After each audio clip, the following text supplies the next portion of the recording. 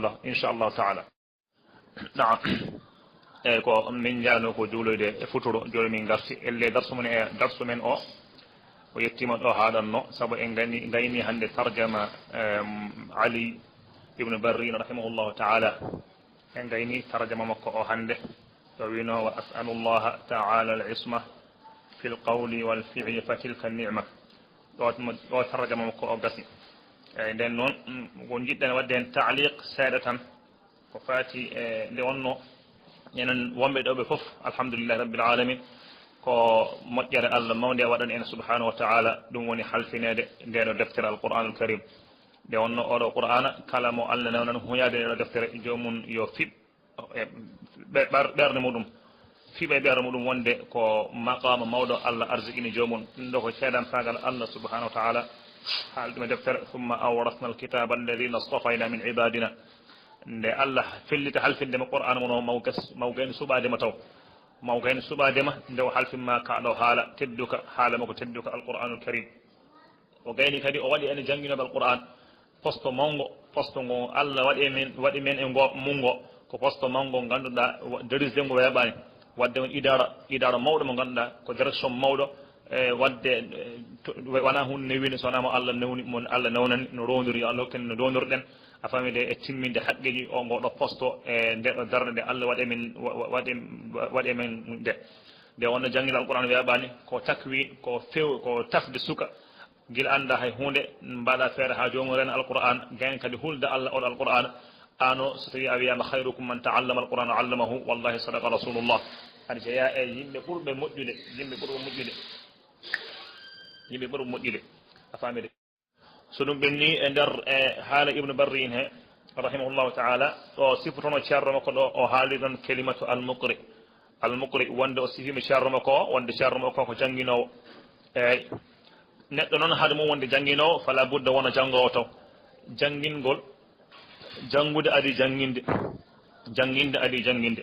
jiɗɗen ko joofaɗo seeɗa fodde ko sahibu nujum haalata yoga e fa'idaji e nukat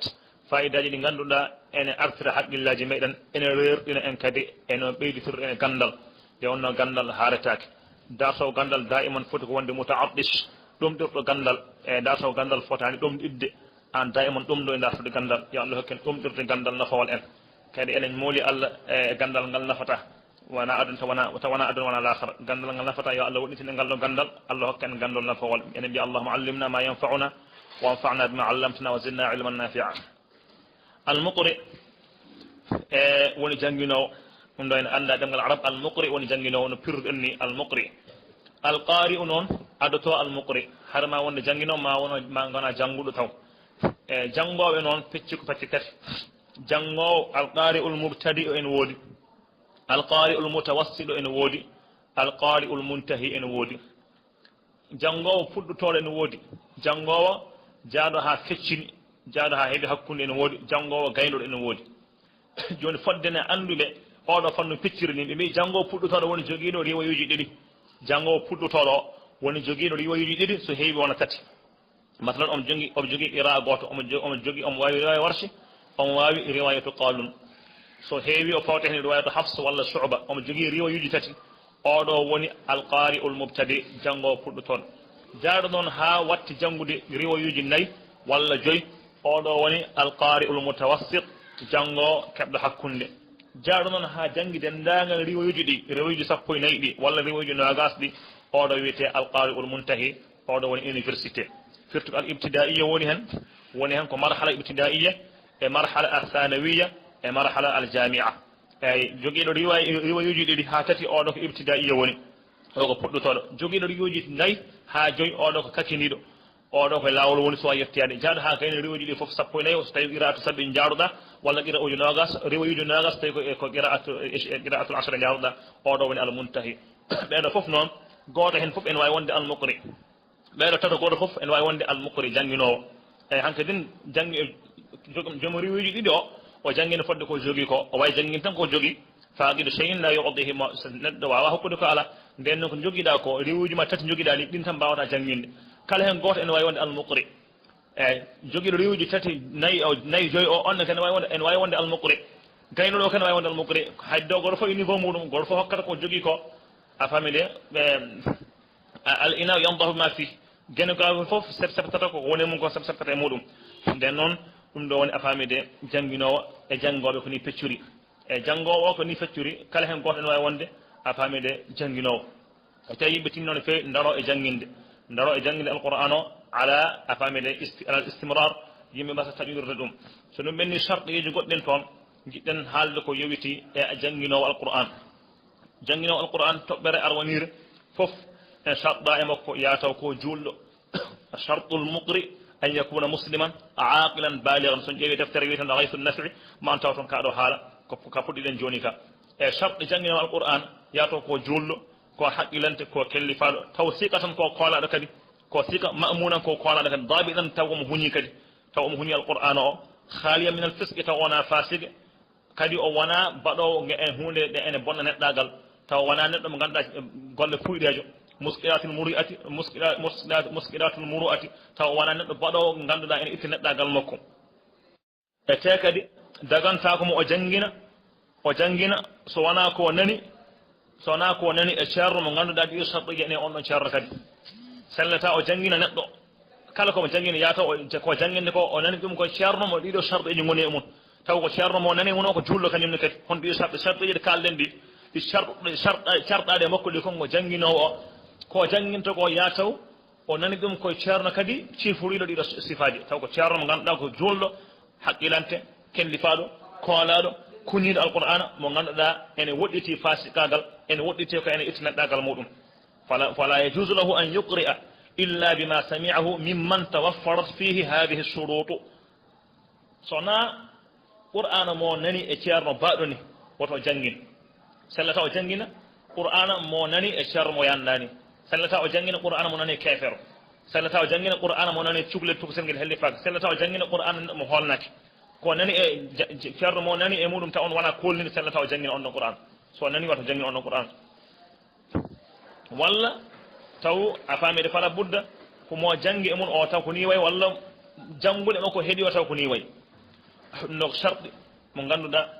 a famide en ɗaɓɓa e jangguinowo alqur'ana sifrodani en jangi ene charɗa makko kadi konko jangguinowo alqur'an o yataw konko jangguinowo alqur'an walla janggo alqur'ana yataw omo laɓɓinani allah kadi an yuhlisa niyata lillahi o laɓɓinana allah subhanahu wa taala ko janggata somo jangga yataw ko allah o janggirta saabu baraji ene e janggude alqur'an baraji gonɗi hen ɗiɗi keɓata ko caggal laɓɓinanan allah taw anniyaki wonde ko allah janggirta ha beele allah ene yamma hen ene barjimma hen o hasbitoro kadi ko allah tan kadi o dartata hen o natata hen goɗɗum ene ɗum ɗo kadi ene charɗa e makko konko jangginowo walla janggo alqur'an to wawi wonde foof woto darto hen kakol aduna e woto darto hen a famide tinede woto darto hen andide woto darto hen inde yata ko allah jangguirta e naftire jeeɓe allah nde wonno inna allaha azza wa jalla allah tedduɗo towɗo o lamma khalaqa jannata adlin ndew tagno aljanna mbiyeten adna o tagui hen ko yitere bani adama meeɗa yi ko nofuru meeɗa nande ko a famide ko meeɗa ɓerɗe meeɗa miijade o tagui ɗum e aljanna he o wi aljanna o yo haal fa qala thumma qala laha takallami o wiyen aljanna o haal fa qalat aljanna o heɓɓiti jaaɓi wi qad aflaha almuminun qad aflaha almuminun qad aflaha almuminun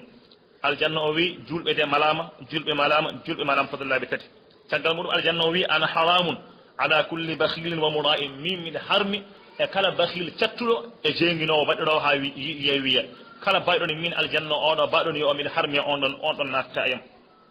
ene ari kadi e hadith goɗɗo mo ene wiya man amila min hadihi al a'mali shay'an yuridu bihi aradan min ad-dunya lam yashumma arfa al-jannati wa arfuha wala lam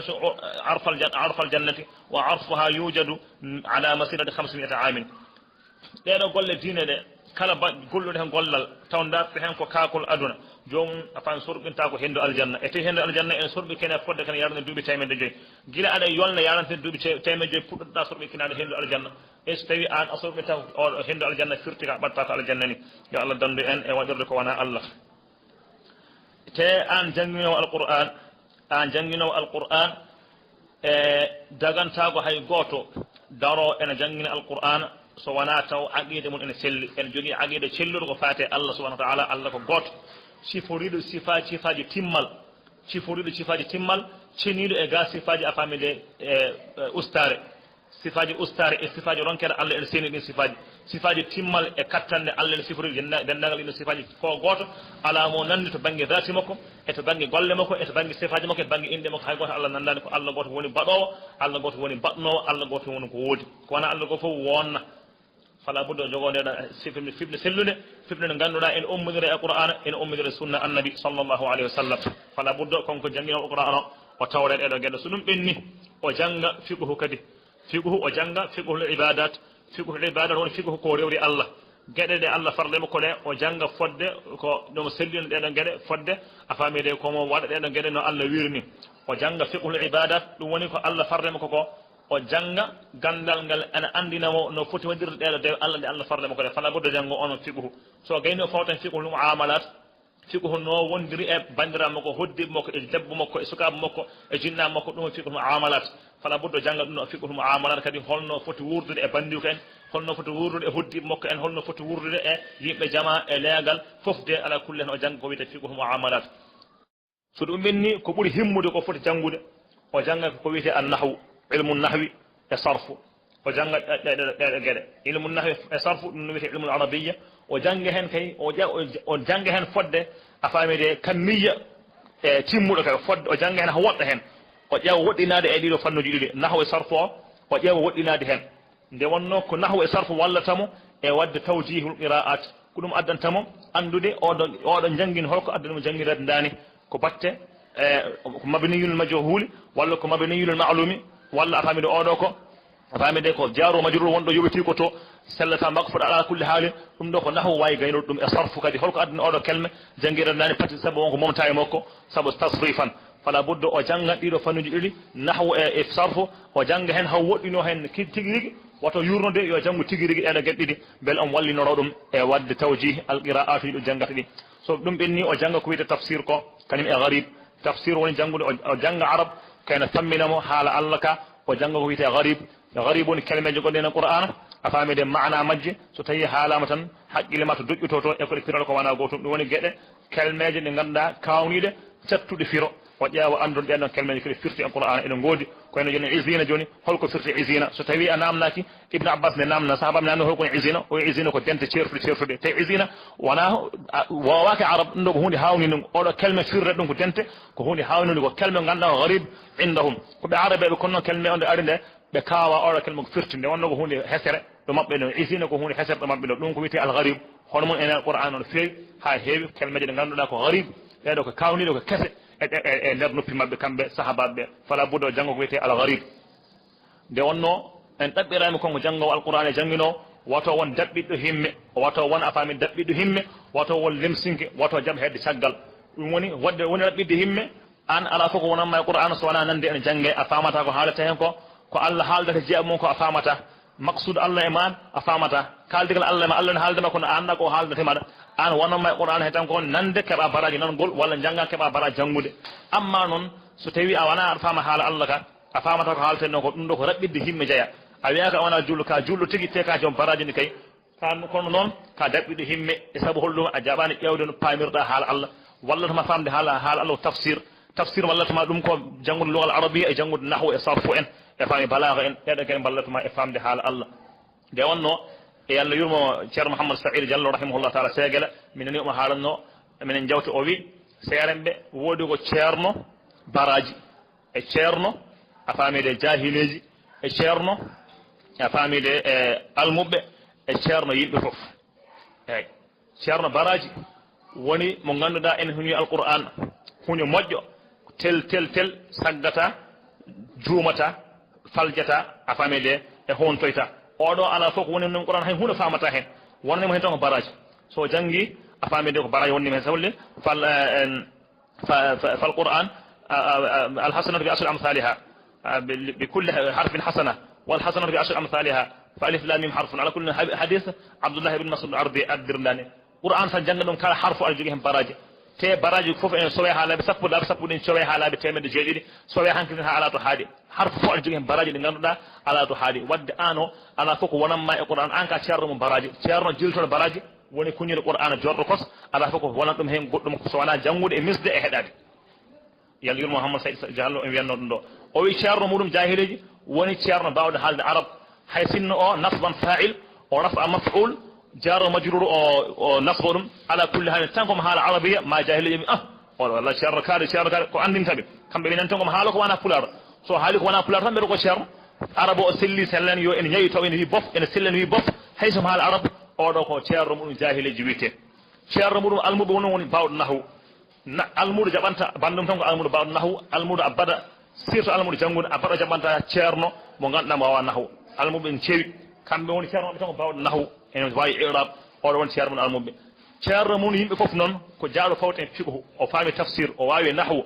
o wawi tajwid o kayne wawi fiqhu yanke ko ceerno mum yimɓe foof yimɓe fof ne kata guinema ko kala ko namna fiqhu on wawi saggidde yimɓe ne gara jahiliya ne gara anduɓe ne gara goto fof ne ara saggito e fiqhu fodde ko jaaki ɗum hen ko ceerno o saggita ɗum ɗo wadde janggude ilmul arabiyya ko hunde mawde no fewi surtout nahwu e sarfu nde wonno ilmul arabiyyati ko gotel e gande jeeɗiɗi ɗi ganduɗa ɗen ɗon woni ko balloje neɗɗo e famde qira'at eyyi ilmul arabiyya ne jeeya hen ɗimmel ngel ko at tajwid woni andude makharijul huruf e sifatul huruf kala harfu to yaltirta kala harfu no foti sifaji jogui kala harfu sifaji mum no foti ɓurtiɗam walla sewan ɗum ɗo woni ilmu tajwid o jangga ɗum tata ɗengel e gande jeeɗiɗi ɗe o jangga ilmu rasmi ɗum woni o jangga rasmu kadi koye hunde mawde e affaire qur'an janggino qur'an en foti wonde ganduɗo rasmu nde wonno saɗa jangga qur'an wona e kalmaje addan ɗum jangguireɗani ko batte rasmu ko ni windiri sabu en kaali joni en jeeya sharɗiyeji celliniɗe alqur'ana ma ɗum woni wa kana lirrasmi ihtimalan yahwi yataw ko jangata ko en hawre rasmu an sa janggani rasmu ousmane rasmu so haalama noon ko a rasmu ousmani waddete rasmu mo sahaba bindi sabu sahabaɓe ne mbindan rasmu ne ene woodi e kelmeje ɗe annabi sallam yamiriɓe yoɓe bindur no arabe ɓe gowano windirde ni yoɓe bindir ɗeɗon kelmeje no arabe ɓe gowirano windirde ni ɗum ɗo ko rasmu a famiri ousmani jiiɗa rasmu imla'i الرسم الرسماني الرسم الإملائي والرسم العثماني الرسم الإملائي وني no jangirta kalmini mindiramu noon so yama ya win la ta'kulu riba sa yama ya win riba bindata tan ko alif lam ara jubru ba alif tajjo ɗum ɗo arrasmu l'imla'i kono so tawi ya windo arriba taw ko e rasmu l'ousmani sa windirini a yani poɗɗa windirde kono seydina ousmane windirini konge sahabaɓe heddiɓe bindira kalme o alif o momta ɗum mbatta ɗum waw ayde ɗo joni sowona jangguɗe ceerno andata oɗo kalme jangguirte sa welan mbiya la ta'kulu ribaw walla la ta'kulu ribu kono nana jangguirte ko la ta'kulu riba jangguirte no jangguirte ni wona no windirte ɗum ɗo ko oɗo rasmu fala ɓurɗo janggamu ɗum woni ɗalibu abdoullahi addani hen oɗo rasmu e deftere muɗum wiyetede al idahu sadiq ñafa ɗon al muhtawi l jami fi rasma sahaba wa dabd tabi fanno nayi ɓijo o woni al waqfu wal ibtida jangga ko wiyete al waqfu wal ibtida oɗo fanno kadi janggamu ɗum woni ɗo ene sella ɗo sellata waqfeede ɗo sellata waqfeede saɗa fuɗɗito ko ɗo sellata fuɗɗitirade sellata fuɗɗitorɗa ɗo eyyi ɗum ɗo ene ko woodi kadi ibnu jazari en defti mum ɗin toon ha heewi al waqfu wal ibtida a faamide lin nahas ene woodi toon al waqfu wal ibtida li abi amre el dani defti mum ne mballi fa hen ha heewi oɗo fanno kadi janggamo en joguino fanno joyɓejo jangga ko wiyete al fawasil ɗum woni ilmul ayi gandal e ilmul ayi kadi gandal mum ne woodi sabu kamilaji joyyi ɗi sahabaɓe mbindunoɗi hen kamil fodde jeegom seydna ousmane jogui kamil goto madinaɓe jogui kamil goto makkanaɓe jogui kamil goto chamnaɓe jogui kamil goto basra jogui kamil kufa ne jogui kamil ɗi kamilaji joyyi foof de kanƴi foof niɗo lurde to banggue bindi niɗo lurde to banggue a famide qira'atuji ni ko noon ɗo lurde to banggue ayaji a tawan oɗo kamil en limiɗo aya oyto kamil limanɗo aya oyto kamil en watto aya oy gay waɗana ga aya wadde jangga ko wiyete defte mum e mbaɗa ene ballifa jangga ma taw ton ko wiyete al adadul madanil akhir e madanil awwal e madanil akhir ma taw ton ko wiyete adadul kufa ma taw ko wiyete adadul afamide asham adadul afamide basri adadul afamide ha joni e makki ɗi adaduji fof en toon ɗum ɗo foof jang ɗiɗo kamilaji jokko woni majji ko ɗum taw ko jangguitan jamma ñalawma jangga ko wiyete ilmul ayi ko ene walla no fewi affaire qira'atuji sabu yoga e limaluji gon toon yoga e qurra enen toon walla rawiji enen toon eɓe jogui ko wiyete limala o so ari e hoore aya luural ala hen ko limala tan mbatta ɗon so tawi noon oɗo kelmi o wona e hoore aya o ari omo kaari en jogui hen jeesa ɗiɗi omo jogui hen limala omo jogui hen fataha joni an sa anda ilmul ayi sa andan ɗo ko hoore aya holno gandirta oɗo kelme ko limala tan woni hen walla ala ko jeesa ɗiɗi goni hen wadde ɗum ɗo ko ilmul ayi jangguinte en sa jangui ilmul ayi ganda oɗo kelme saɗa jangga tan sa itti oɗo kelme ko oɗo ko hoore aya wadde ɗo warta jogui hen tan ko taqlil tan o ala hen fataha so yino wona hoore aya hawri omo jogui hen fataha omo jogui hen taqlil wadde ilmul ayi ɗum ɗon ko nafata affaire qira'at jangga a fami on sa'a ko wiyete ilmul asanid ɗum woni fannu jangguɓe jo ilmul asanid ɗum woni andude a famide sanaduji serenɓe e kaari meeɗi janggude kaari walla kaari meeɗi janggude kaari hay tan sallam kaari kam meeɗa janggude kaari ɓe gurdani ɗum ɗo wiyete ilmul asanid ɗum ɗo noon oɗo ilmu fof ɓuuri teddude ɓuuri mawnude on sa'a noon sa gayni so fannu jeeɗiɓijo o woni a famini ilmul ibtidai wal khatmi a fami affaire isti'ada en foti holno isti'ada yaadata basmala holno takbir yaadata e timoji cakkiɗiɗo qur'an nde wonno en woodi e qira'atu riwayoji so tawi a jangi a khatma ma silki ma sa yettimo wadduha aɗa foti wadde a takbir allahu akbar bisimillahi rahmani rahim joni takbir oɗo holno foti yaadude basmala he e holno foti a famide yaadude e hoore simore he ɗum ɗo kadi ko fannu mun en toon ɓeɗo gueɗe jinnono ɓeydude seeɗa e darsu men he wallahu almustaan ɗiɗo fannuji jeeyiɗi foof ene hande foof eɗi ballifa defte min no goodi ene seeya ene soode foof ene woodi se kadi al imam al allama ahmadul qastalani walla al qastullani omo jogui deftere wiye lataiful isharat fi l qira'ati al 14 omo addi hen ɗiɗo fannuji fof no potiri saɗa yiiɗi famde hen ko heewi ya jimi hen ɗo deftere wallahu waɗi tawfiq toɓɓere nayyi ɓirnde an jangginowo alquran toɓɓere nayyi ɓirnde an jangginowo alquran saɗa janggina sa an janggintade nde garɗa e duɗal ma walla garɗa to dartintaɗo to catataɗo ene yiiɗa garda e mbadi yondi mbadi ndi ganduɗa ene ɓeyda almuɓe hayba e maɗa mbadi ndi ganduɗa ene addana jahileji ɗi yiddema ene addana a famide jahileji ɗi yidde alquran wata ardu e mbadi cofdi wata ardu e mbadi ndi ene addama jawor wata ardu e mbadi ndi ene jasduma wata ardu e mbadi ndi ganduɗa ene addana jahileji woɗɗitade a famide duɗal ma ngal e woɗɗitade alquran nde wonno seydna aboubacry en no mawnini e mettili mon mawni noon koltu moɗon nde wonno ko hen tedditi ɗon e koltu ko hunde mawde e banni adama nde wonno yambagi lahu tahsinu hay'ati ene yiiɗa konko janggino alquran nde waɗata sadde nde o ɓorro comci makko ɗi o ɓuuri yidde nde o ɓuuri horsinde o woɗɗito comci kaɗaɗi pantalon simis en comci en paadekon en comci daɓɓe en o woɗɗito ɗeɗe gueɗe ɗe ganduɗa comci ɗi ganduɗa yoddani makko yoddani e seereɓe hono makko en o woɗɗito ɗiɗon comci so ari o jooɗo o wasa tuggade o huccita funnague tamo wonde laaɓal wajib laaɓal maggal ngal ko wajib ɗum ɗon janaɓe fala budde ɗum kay ko wajib o wonde ngal ɗon laaɓal e laaɓal ɗimmal ngal ene yiiɗa o wonde salligue sagane o janguinte nde so ari kadi omo yiiɗa kala ko ene sicci e makko kala ko ene addana odeur mo fewani makko wayno nafle makko ene sicci en o ɓoɗa leeɓe nafle makko ko nande ɗen gueɗe kadi kala ko hendu ndi welani o wasa ardude ɗum e almuɓe he saɗɗo o janguinto ɗo fodde no newri o ƴeewa parfum makko gurɗo e cuuray makko o surkinɗo janguinto ɗo o surkinɗo waɗa hen cuuray o jogo parfum makko nde wonno imam nafi sen janguinanno yimɓe ene keɓanno odeur gurɗo e makko haaɓe namnimo o wi ala konko ala lati ko adna sallam o hoyɗi en tutti hunnuko makko walla en janggo hunnuko makko guilɗen o heewi oɗo latti kolon ha ɗo woni joni ɗo somo janggine kadi yo reno fijirde waare makko kadi e woto fijir waare makko yo ren kadi gite makko e yiɗɗitade ko wona haaju makko e kadi woto yo won kullo Allah o won taskoto ko janggete ko o deeƴa o hokka needu no feewi so tawi almuɗum mo heɗonto o walla mo satanto o so tawi juumi woto wulde mum ala yo fii junngo makko leydi seeɗa seeɗa walla o joofo on ɗon walla wandani so on moƴƴini kadi o dimmini hoore pour o hokka onon courage wonde ko janggat ko ne moƴƴi o kanande ɗen gueɗe fof ɗum ɗo fof ene yiiɗa enen janggino Qur'an yo ciforo ndiɗo mbaadi e ɗimmen tata ɓenguel Abdullah ibn Mas'ud wirnoni yambagi li hamili l-Qur'an an yu'rafa bi laylihi idha an-nasu na'imuna wa bi naharihi idha an-nasu muftirun وبحزنه إذا الناس يفرحون وببكائه إذا الناس يضحكون وبسمته إذا الناس يخوضون وبخشوعه إذا الناس يختالون ويجانغو القرآن كوني القرآن فتان نندو يمبه فتان نندو يمبه وفوت كونغو جام سان يمبه داني نيو أمو روا الله وروا الله القرآن وفي حزباي مكو جيدي جاكري حيث حزباي جيدي أجول ɗum ɗo denda alquran ko ni foti wayde o fotani wayde ɓe dena alquran no mayni o fotani wayde noon ɗum woni an yu'rafa bi laylihi idha an-nasu na'imun yo ande jamma makko so tawi yimɓe dani وبنهاره إذا الناس مفطرون يو أندر نيالو مكو سي مستانغ مي نيالata ñamde njara kon yo andir korka daima won kibbino korka kadi وبحزنه إذا الناس يضحكون سانغ مي ñalata kon yo won tunido wara jaldude yimɓe jalla golle puyɗeje وببكائه إذا الناس يضحكون سانغ مي ñalata nde afami le sangani yimɓe beltinde yo won tunnude sangani yimɓe jalata nde yo won afami goyowo